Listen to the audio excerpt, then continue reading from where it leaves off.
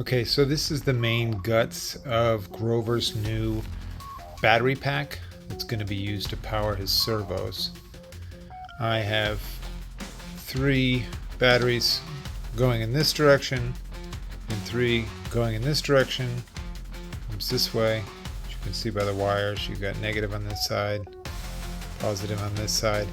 They come over here to this DC to DC buck converter, which I'm going to drop that down to 6 volts so that it will power his servos. First one. There you go.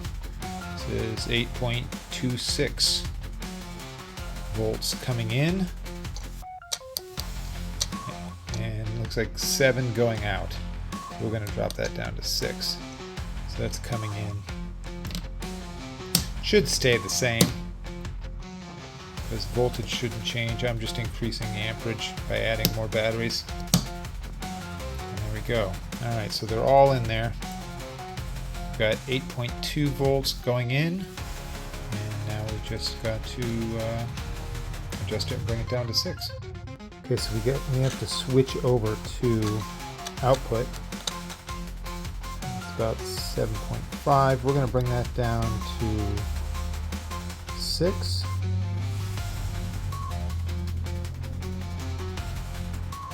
Just kind of slow down.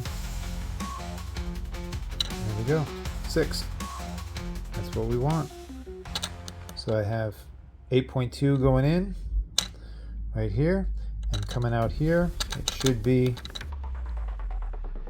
this is 5.98. We can increase it just a tiny bit, bring it just over 6,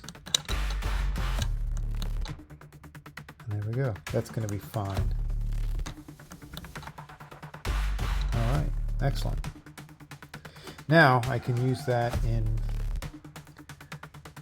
Grover's battery compartment in here. It's going to go in here. I'll mount the DC to DC buck converter up here inside. This will close down. I can lock it in place with side screws, and this battery compartment will power his servos on his arms and his pan tilt 2 servos up top. So I guess we'll see how it goes. Until next time.